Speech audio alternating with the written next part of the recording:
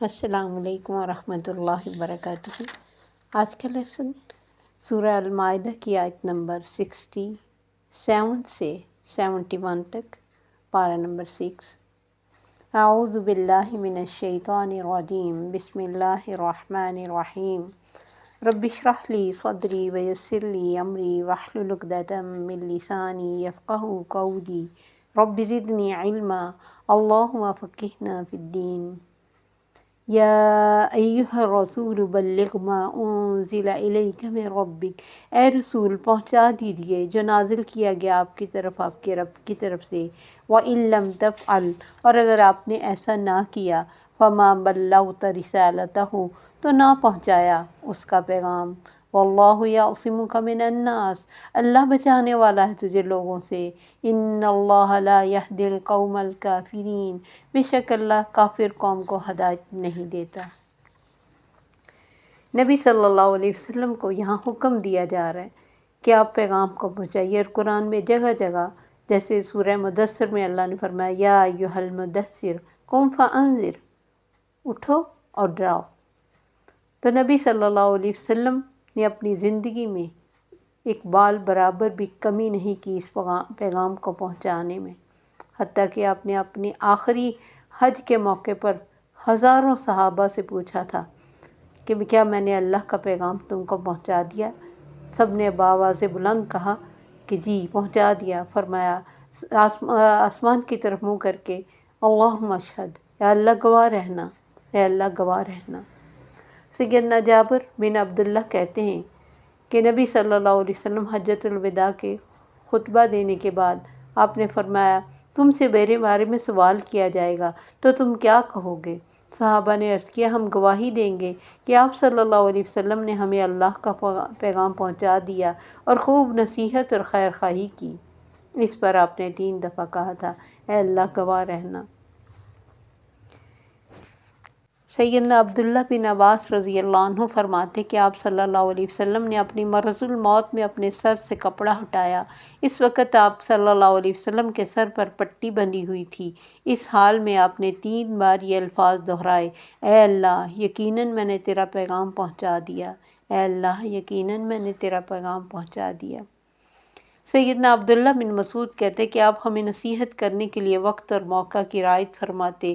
آپ صلی اللہ علیہ وسلم اس کو برا سمجھتے تھے کہ ہم اکتا جائیں، یعنی ہر وقت نہیں نصیحت کرتے رہتے تھے۔ ابو وائل کہتے کہ عبداللہ رضی اللہ عنہ بن مسعود ہر جمعرات کو لوگوں کو واعظ کرتے۔ ایک شخص نے کہا ابو عبد الرحمن میں چاہتا ہوں آپ ہمیں ہر روز واعظ سنایا کریں۔ انہوں نے کہا یہ میں اس لیے نہیں کرتا کہ تم اکتا نہ جاؤ، مجھے اچھا نہیں لگتا، اور میں وقت اور موقع دیکھ کے تمہیں نصیحت کرتا ہوں، جیسے نبی صلی اللہ علیہ وسلم ہمارا وقت اور موقع دیکھ کے ہمیں نصیحت فرماتے تھے۔ تو وہ یعنی آپ مختلف طریقوں سے صحابہ کو دیکھتے، جو کوئی نصیحت کے لیے آتا اس کو بھی ایسی نصیحت کرتے جس سے سب کو فائدہ ہوتا، اور مختلف لوگوں کو مختلف نصیحتیں کرتے تاکہ یہ ایک دوسرے سے ملیں اور ایک دوسرے کو اپنی بات بتائیں، اور اس طرح دین کی جو فلیکسیبلٹی ہے وہ سب کو نظر آئے۔ پھر جو بھی حق کے لیے کھڑا ہوتا ہے اس کو ہمیشہ تانے اور باتیں اور تکلیفیں سہنی پڑتی۔ ساتھ ہی اللہ نے فرمایا میں بچانے والا ہوں تجھے لوگوں سے۔ نبی صلی اللہ علیہ وسلم کو زندگی بھر بے شمار دفعہ ان لوگوں نے مارنے کی کوشش کی، حتیٰ کہ زہر تک آپ کو کھلایا گیا، جسے آپ تھوڑا بہت چکھ بھی گئے، جس کا اثر آپ پہ رہا۔ آپ کو ایک دفعہ آپ ایک قتل کی دیت کے لیے گئے، تب بھی انہوں نے آپس میں پلان کیا تھا کہ اوپر سے پہاڑ سے پتھر پھینک کر آپ کو ختم کیا جائے گا، لیکن اللہ نے عین ٹائم پہ آپ کو بتا دیا۔ پھر آپ ایک غزوہ کے بعد ابھی غزوہ ختم ہوا تھا تو ایک جگہ پہ پڑاؤ ڈالا اور صحابہ پھیل گئے ادھر ادھر، آپ بھی ایک درخت کے نیچے آرام کرنے لگ پڑے۔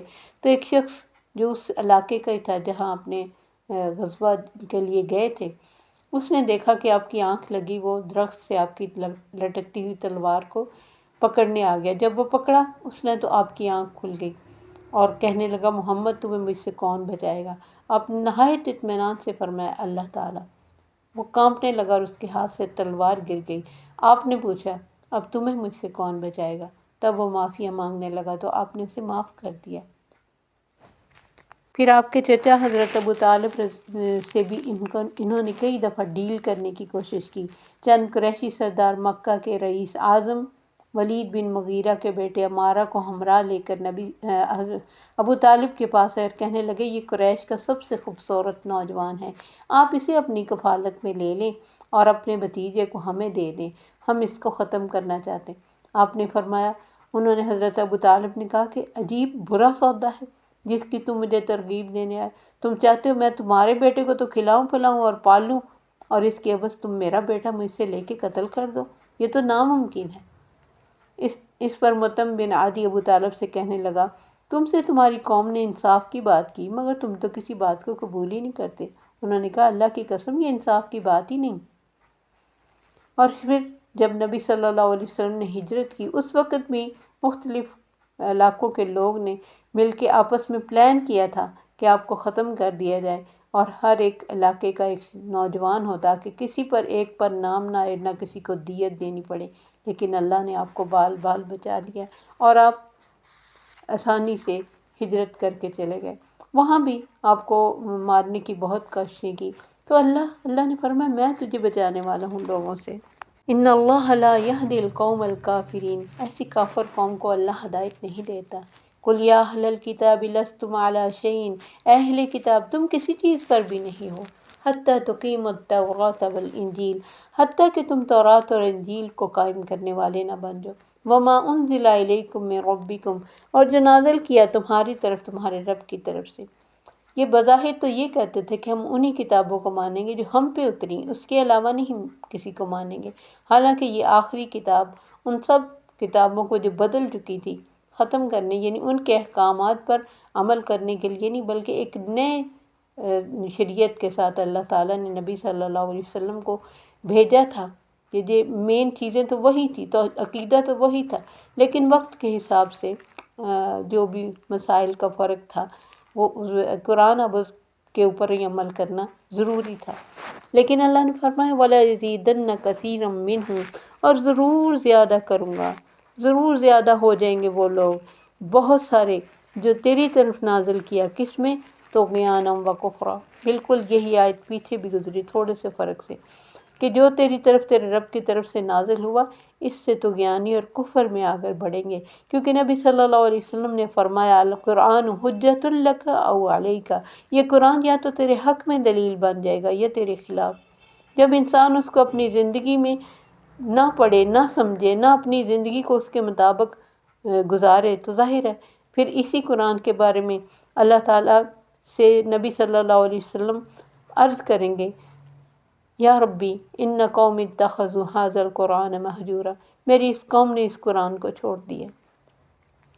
تو ان کی طغیانی اور کفر، بجائے اس کے کہ یہ نیک ہوتے اور نبی صلی اللہ علیہ وسلم کی محفل میں آ کے کچھ لے کے جاتے، ہمیشہ خالی ہاتھ ہی اٹھے، تو اللہ نے فرمایا ایسی کافر قوم پر افسوس نہ کرنا میرے نبی۔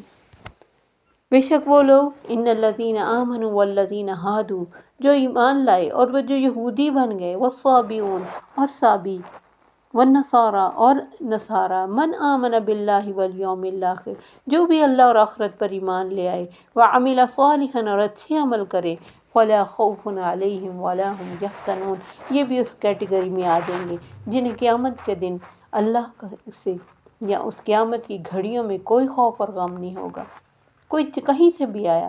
یہ دنیا کا طریقہ رسول ہے کہ وہ کسی بھی انسان کو جو کوئی کنورٹ ہو جائے یا کسی غلط فرقے سے صحیح فرقے میں آ جائے، غلط عقیدے سے صحیح عقیدے کی طرف آ جائے، لوگ اس کے پچھلے عقیدے کو ضرور لوگوں کو بتاتے ہوئے، یہ پہلے یہ تھا، اب یہ ایسے ہو گئے۔ جیسے ایک بات مشہور ہے، 100 چوہے کھا کے بلی حج کو چلی۔ یہ باتیں کس لیے مشہور ہیں؟ کہ ہم لوگوں کو ان کا پچھلا بھولنے نہیں دیتے۔ کوئی چور ہے تو ساری زندگی بیچارہ چوری، کتنا بھی نیک ہو جائے اس کو چور ہی کہا جائے گا۔ لیکن یہ اللہ کی رحمت ہے کہ کتنے بڑے بڑے یہ فرقے، اللہ فرماتے یہودی ہو، صابی ہو، نصارہ ہو، جو اللہ اور آخرت پر ایمان لے آئے گا اور اچھے عمل کرے گا، اللہ اس کے لیے کوئی خوف اور غم نہ رہنے دیں گے۔ الا ما قد سلف، جتنی دفعہ اللہ تعالیٰ نے کوئی جیسے شراب کا حکم نازل ہوا تو لوگوں نے کہا کیا بنے گا ان کا جو پہلے یہ پیتے ہوئے ہی مر گئے؟ اللہ نے فرمایا لیس علی الذین جناح فیما طعموا اذا متقوا واحسنوا، ان لوگوں پر کوئی گناہ نہیں جو کھا چکے، جو اچھے ہیں، یعنی جب وہ اچھے ہو گئے یا دنیا سے چلے گئے اور اس وقت ابھی شراب کی حرمت نہیں آئی تھی تو انہوں نے کھا لیا تو قد سلف، جو گزر گیا ختم، اللہ ان کے ساتھ اسی طرح معاملہ کرے گا۔ اسی طرح کوئی اگر ساری عمر بے نماز رہا اور اس نے توبہ کر لی ہے تو اس کو پچھلی پڑھنے کی ضرورت ہی نہیں۔ ما قد سلف التائب من الذنب کمن لا ذنب لہ، اور پھر توبہ تو پچھلے گناہوں کو ختم کر دیتی۔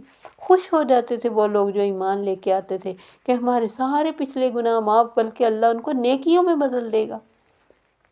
تو اللہ کا وسیع دامن ہے، رحمت کا بھرا ہوا دامن۔ لقد اخذنا میثاق بنی اسرائیل، اللہ فرماتے ہم نے پکا وعدہ لیا تھا بنی اسرائیل سے، اور ان کی طرف کئی رسول بھیجے۔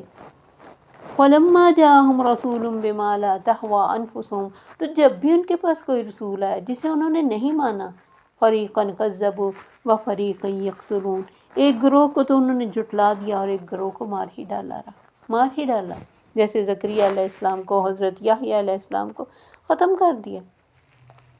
انہوں نے یہ سمجھا کہ ہم انبیاء کی اولاد ہیں، ہمیں کچھ نہیں ہوگا، ہم کچھ بھی کر لیں تو ہمارا کچھ نہیں بگڑنے لگا۔ اور کتنے اللہ نے ان سے وعدے لیے، کوہ طور اٹھا کے وعدے لیے، اور پیچھے ہم نے سورہ بقرہ میں پڑھا وَإِذْ أَخَذْنَا مِيثَاقَ بَنِي إِسْرَائِيلَ لَا تَعْبُدُونَ إِلَّا اللَّهَ وَبِالْوَالِدَيْنِ إِحْسَانًا وَبِذِي الْقُرْبَىٰ وَالْيَتَامَىٰ وَالْمَسَاكِينِ، یہ سب وعدے ہی تھے۔ اللہ سے یہ ہر مشکل کے ٹائم پہ وعدہ کر لیتے لیکن بعد میں توڑتے، اور پھر جب انبیاء آئے وہ بھی ان کو پسند نہیں آئے۔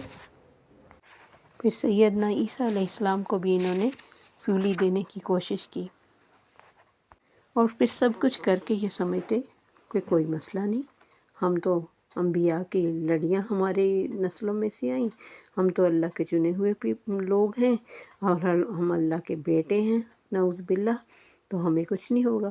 اور کبھی کہتے لیس علینا فی الامیین سبیل، ان امیوں کے بارے میں ہم سے کوئی پوچھ گچھ نہیں ہوگی۔ تو اللہ نے یہی فرمایا وَحَسِبُوا أَلَّا تَكُونَ فِتْنَةٌ فَعَمُوا وَصَمُّوا، انہوں نے سمجھا کہ کوئی فتنہ نہیں ہوگا، پھر اندھے بن گئے، بہرے بن گئے۔ ثُمَّ تَابَ اللَّهُ عَلَيْهِمْ، پھر بھی اللہ ان پہ مہربان ہوا۔ اللہ کی مہربانی کتنی وسیع ہے۔ ثُمَّ عَمُوا وَصَمُّوا، پھر اندھے بنے اور بہرے بنے، کثیر منہم، ان میں سے بہت سارے۔ واللہ بصیر بما یعملون، مت بھولیں اللہ دیکھ رہا ہے جو وہ عمل کر رہے ہیں، یعنی پچھلی ان کی ساری ہسٹریاں بھی خراب ہیں، اور اب میرے نبی کے ساتھ جو ان کا معاملہ ہے وہ بھی اللہ دیکھ رہا ہے، اس سے کچھ چھپا ہوا نہیں۔ اور یہ ان کا انبیاء کو قتل کرنا اور وعدوں کو توڑنا اور اللہ کے نبی صلی اللہ علیہ وسلم کے راستے میں روڑے اٹکانا، کہاں اللہ کی اتنی زبردست آفریں ہیں کہ آ جاؤ ایمان لے آؤ، اچھے عمل کرو، تمہیں کوئی خوف اور غم نہ ہوگا، اور کہاں ان کی ہٹ درمیاں انسان اپنے اوپر لے کے دیکھے کہ اللہ کی کتنی رحمتیں ہیں میرے اوپر، میں نماز نہیں پڑھتا تب بھی مجھے کھانے کو، رہنے کو، پہننے کو، سانس لینے کو اللہ ہوا، ہر آکسیجن، ہر چیز مجھے دی جا رہا ہے۔ اب ہم تو ان کو ہی دیکھتے ہیں کہ کتنے برے تھے بنی اسرائیل، ہم کیا کرتے ہیں، کتنا یاد کرتے ہیں ہم اللہ کو، دن میں کتنے گھنٹے ملتے ہیں ہمیں، 24 گھنٹے، اس میں 1 گھنٹہ ہم عبادت کے لیے مختص کرتے ہیں؟ کبھی بھی نہیں۔ 1 گھنٹے کی پورے دن کی عبادت ہمیں اتنی مشکل لگتی کہ اس کے مقابلے میں گھنٹوں ہم چاہے بیٹھے سکرول ڈاؤن کرتے رہیں فیس بک پہ، انسٹا پہ، ہمیں کوئی مشکل نہیں لگتا۔ کیوں ہی ہمیں کوئی نماز کے لیے کہتا ہے ہمارے ماتھے پہ بال پڑ جاتے ہیں۔ تو یہ سارا کچھ بنی اسرائیل ہی نہیں کر رہے، ہم بھی انہی کے نقش قدم پہ چل رہے ہیں۔ اسی لیے اللہ نے اتنی ڈیٹیل کے ساتھ قرآن میں ان کا ذکر کیا کہ مت بھولو، اگر وہ چنے ہوئے تھے، میں نے ان سے ان کا آنر چھین لیا، تو تم بھی صرف میرے نبی کی امتی ہو کر بخشے نہیں جاؤ گے، تمہیں دیکھا جائے گا۔ وَأَن لَيْسَ لِلْإِنسَانِ إِلَّا مَا سَعَىٰ، انسان کے لیے وہی ہے جو وہ کوشش کرے گا۔ تِلْکَ أُمَّةٌ قَدْ خَلَتْ لَهَا مَا كَسَبَتْ، وہ تو ایک امت تھی میرے انبیاء کی، میرے نیکوں کی، صحابہ، وہ گزر چکے، لَهَا مَا كَسَبَتْ وَلَكُمْ مَا كَسَبْتُمْ، ان کے لیے جو انہوں نے کیا، تمہارے لیے جو تم کرو گے۔ کسی کے فرقے سے ہونا، کسی کے لڑی سے ہونا تمہیں بچا نہیں سکے گا۔ یہ پورا قرآن تمہیں بتا رہا ہے کہ میرے سامنے نوح کا بیٹا، اس کی سفارش آئی، حضرت ابراہیم علیہ السلام کے باپ کی سفارش آئی، لوط علیہ السلام کی اور نوح علیہ السلام کی بیویاں، کسی کو بھی نہیں میں نے دیکھا، کسی چیز کو اہمیت نہیں دی، صرف عمل کو اہمیت دی۔ تو اللہ سے دعا ہے کہ اللہ ہمیں عمل والے بنائے، ہم صرف باتوں سے نہ زندگی کو اپنی کو ضائع کر لیں، ہم عمل کی طرف آگے بڑھیں۔ آمین۔ السلام علیکم ورحمۃ اللہ وبرکاتہ۔ سبحانک اللہم وبحمدک، اشہد ان لا الہ الا انت، استغفرک واتوب الیک۔